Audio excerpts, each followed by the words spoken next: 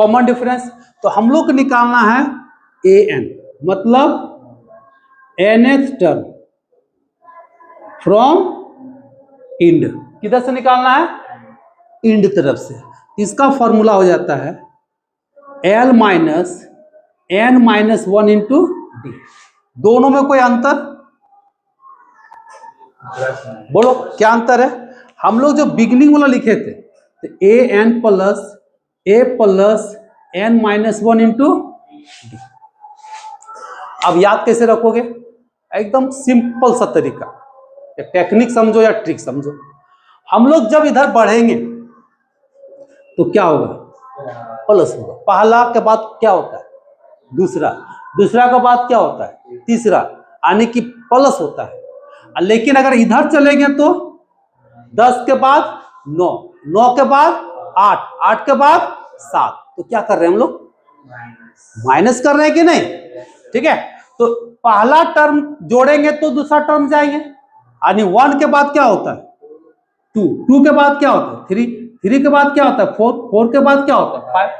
तो पहला टर्म हम लोग जोड़ेंगे तब ना सेकंड टर्म जाएंगे, इसीलिए क्या होता है इसमें? प्लस।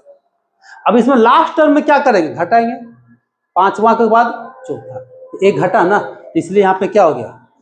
फॉर्मूला यही है, खाली एक जगह एल कर देना है। और याद रखना है कि हम लोग अंत से आ रहे हैं, यानी कि डाउन होते जा रहे हैं। डाउन मतलब माइनस हो रहा है, तो माइनस का मतलब यहाँ पे क्या लिखोगे? माइनस लिखोगे। दोनों का सेम फॉर्मूला है। अंतर समझ में आया?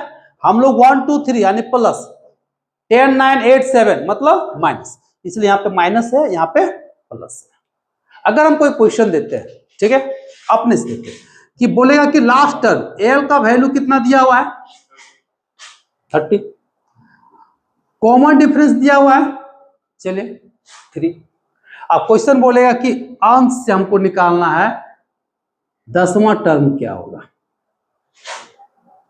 तो लास्ट टर्म कितना है? 30 है। तो फॉर्मूला क्या लिखेंगे? A n l minus n minus 1 into d. तो इसका वैल्यू देखो दिख रहा है कितना? नहीं मालूम। तो चलिए ए 10, एल का वैल्यू कितना? 30। तो n के जगह पे क्या लिखोगे?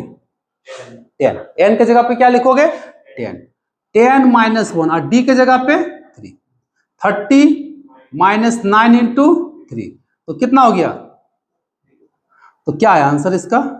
इसका 10वां टर्म में क्या होगा वैल्यू? 3 होगा।